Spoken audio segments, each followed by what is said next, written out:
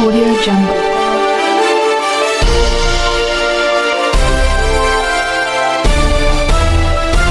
Audio Jungle.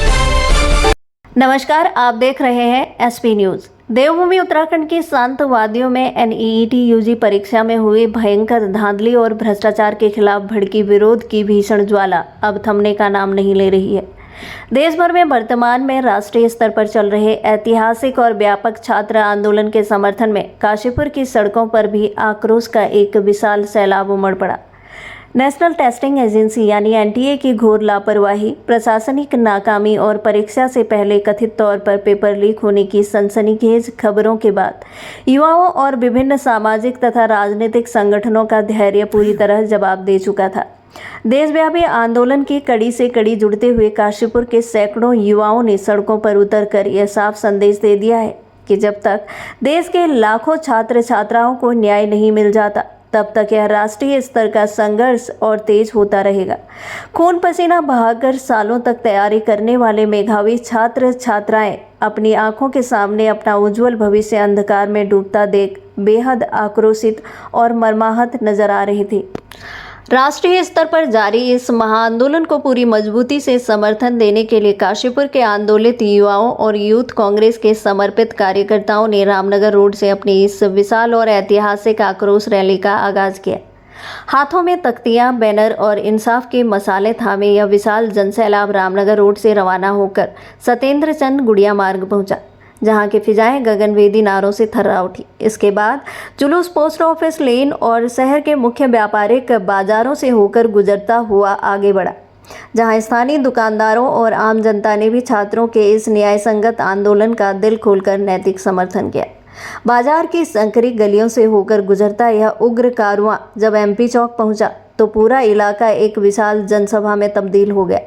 MP चौक पर युवाओं के भारी हुजूम ने पूरी व्यवस्था के धज्जियां उड़ाते हुए केंद्रीय शिक्षा मंत्री धर्मेंद्र प्रधान के खिलाफ जमकर नारेबाजी की और पूरे मामले की नैतिक जिम्मेदारी लेते हुए उनसे तत्काल पद से इस्तीफे की पुरजोर मांग उठाई। एमपी चौक पर आक्रोश की पराकाष्ठा तब देखने को मिली जब प्रदर्शनकारियों ने व्यवस्था के विरोध में केंद्रीय शिक्षा मंत्री धर्मेंद्र प्रधान का प्रतीकात्मक पुतला धधकती आग के हवाले कर दिया। पुतला दहन के दौरान ऊंची उठी लपटों के बीच छात्रों ने राष्ट्रीय स्तर पर चल रहे प्रदर्शनों के साथ एकजुटता दोहराई और यह कड़ा संकल्प लिया कि जब तक एनटीए जैसी भ्रष्ट संस्था पर कठोर कार्रवाई नहीं होती, तब तक यह लड़ाई रुकने वाली नहीं है। पुतला दहन के बाद जब आक्रोश रैली अपने अंतिम पड़ाव रामलीला ग्राउंड पहुंची, जहां रैली का समापन एक विशाल सभा के रूप में हुआ। इस दौरान राष्ट्रीय स्तर के आंदोलन से कदम मिलाकर चलने की बात कही गई और केवल काशीपुर ही नहीं बल्कि प्रदेश के विभिन्न हिस्सों से उठी इस क्रांति की ज्वाला ने पूरे राज्य सरकार और केंद्र सरकार के प्रशासनिक हलकों में हड़कंप मचा दिया है। इस विशाल विरोध प्रदर्शन के दौरान परीक्षा की तैयारी कर रहे पीड़ित छात्रों का दर्द और गुस्सा साफ तौर पर झलक पड़ा। रैली में शामिल एक भावुक छात्र ने अपना दुख बयां करते हुए सीधे तौर पर कहा, हम सालों तक अपने परिवार से दूर रहकर दिन रात एक एक पाई जोड़कर इस परीक्षा की तैयारी करते हैं। हमारी कई रातों की नींद और कई सालों की कड़ी मेहनत एनटीए की लापरवाही और पेपर लीक माफियाओं ने एक झटके में नीलाम कर दिया। जब पैसों के दम पर पर्चे बेचे जाएंगे तो हम जैसे गरीब और ईमानदार छात्रों का क्या होगा? अब हम चुप नहीं बैठेंगे जब तक इस पूरी परीक्षा की सीबीआई जांच नहीं होती और दोषियों को जेल नहीं भेजा जाता। हम अपना हक लेकर रहेंगे। छात्रों का कहना था कि इस जघन्य फर्जीवाड़े ने देश की सबसे निष्पक्ष माने जाने वाली परीक्षा प्रणाली की साख को पूरी तरह मिट्टी में मिला दिया। प्रदर्शन में शामिल एक अन्य आक्रोशित छात्रा ने बेहद सख्त लहजे में अपनी बात रखते हुए कहा कि एनटीए पूरी तरह असफल हो चुकी है और इस संस्था ने देश के करोड़ों युवाओं के भरोसे का कत्ल किया है। परीक्षा केंद्रों पर हुई गड़बड़ियां और पेपर लीक होना साधारण गलती नहीं बल्कि लाखों होनहार बच्चों के करियर के साथ किया गया एक सुनियोजित खिलवाड़ है। हम आज सड़कों से पूरे देश के छात्रों को यह विश्वास दिलाने आए हैं कि इस राष्ट्रीय आंदोलन में वे अकेले नहीं हैं। हमारी मांग है कि तत्कालीन केंद्रीय शिक्षा मंत्री धर्मेंद्र प्रधान तुरंत अपने पद से इस्तीफा दे और परीक्षा प्रणाली में पूरी पारदर्शिता और जवाबदेही तय की जाए। अगर सरकार ने जल्द कोई ठोस और न्यायपूर्ण कदम नहीं उठाया तो यह आक्रोश रैली एक देशव्यापी आंदोलन का रूप लेगी, जिसे संभालना किसी के बस की बात नहीं होगी। नरेंद्र मोदी इस्तीफा दो, इस्तीफा दो, इंकलाब जिंदाबाद। कि कैसे प्रशासन द्वारा हमारे जो छात्र थे अपनी जायज मांगों पर प्रदर्शन कर रहे थे जंतर मंतर पर, और उनके खिलाफ कैसे लाठी डंडे चलाए गए, कैसे लाठीचार्ज करा गया, और वहाँ पर जो हमारी छात्राएं, हमारी बहनें, जो छात्र हमारी बहनें वहाँ प्रदर्शन कर रही थी, उनके साथ कैसे अभद्रता की गई, ये आप सबने देखा होगा। आपने देखा होगा कि कैसे ये शिक्षा के नाम पर जो व्यापार कर रहे हैं, अवैध वसूली कर रहे हैं, और अगर पेपर लीक होता है तो उसकी जिम्मेदारी लेने को तैयार नहीं है। और अरे एक मिनट, उसकी जिम्मेदारी लेने को तैयार नहीं है।